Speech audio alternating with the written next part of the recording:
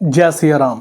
मैंने बहुत सारे लोगों से ये सुना है कि वो हनुमान जी की पूजा तो करना चाहते हैं लेकिन उनके पास समय नहीं है। तो अगर आपके पास समय नहीं है तो आप हनुमान जी की पूजा कैसे करें, उनकी कृपा कैसे प्राप्त करें, इस वीडियो में मैं आपको बताऊंगा। देखिए, हनुमान जी जो हैं वह भगवान शिव शंकर के अवतार हैं। जिस प्रकार से भगवान शिव शंकर थोड़ी सी पूजा से ही प्रसन्न हो जाते हैं, उसी प्रकार से हनुमान जी भी थोड़ी सी ही पूजा से प्रसन्न हो जाते हैं। वो कभी भी ये नहीं देखते कि भक्त ने कितनी देर उनकी पूजा पाठ की है।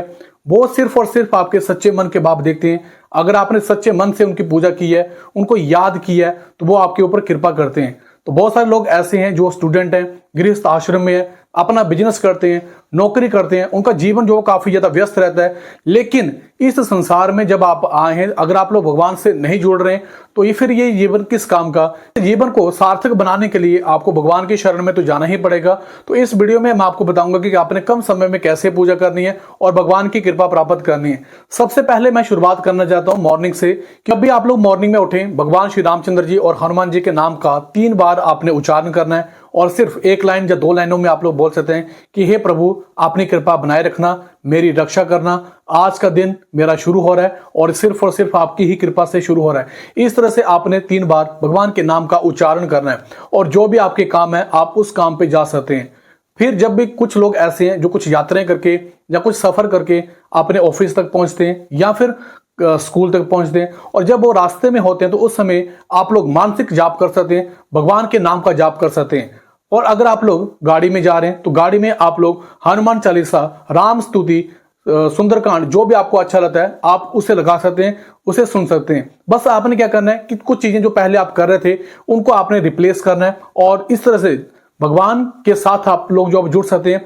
और तीसरा, जब आप लोग ऑफिस में पहुंच जाते हैं, स्कूल में पहुंच जाते हैं, तो जब जो भी आपके ऑफिस का या स्कूल का जो मेन डोर होता है तो वहां पे जाके आपने जब प्रणाम करना है तो उस समय भगवान को आप लोग याद कर सकते हैं। सिर्फ और सिर्फ आपने नाम का ही उच्चारण करना है, नाम का ही जाप करना है।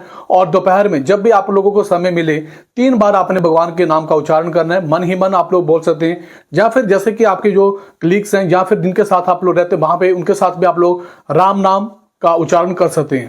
कहने का मतलब सिर्फ यही है कि आपने सिर्फ और सिर्फ भगवान से जुड़ना है। जब भी आपको मौका मिले उस समय आपने भगवान के नाम का जाप जरूर करना है। जब भी आप लोग घर में वापस आ जाते हैं तो उस समय भी आपने भगवान के नाम का जाप करना है।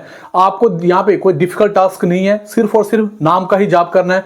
जैसे कि आप लोग यहाँ पे जय सिया राम, जय सिया राम, जय सिया राम अगर आप लोग 3 बार 2 बार भी बोल देते हैं तो आपकी भक्ति जो संपन्न हो रही है। और इसके बाद जब भी आपको समय मिले तो आपने हनुमान चालीसा या फिर राम स्तुति को आप लोग सुन सकते हैं।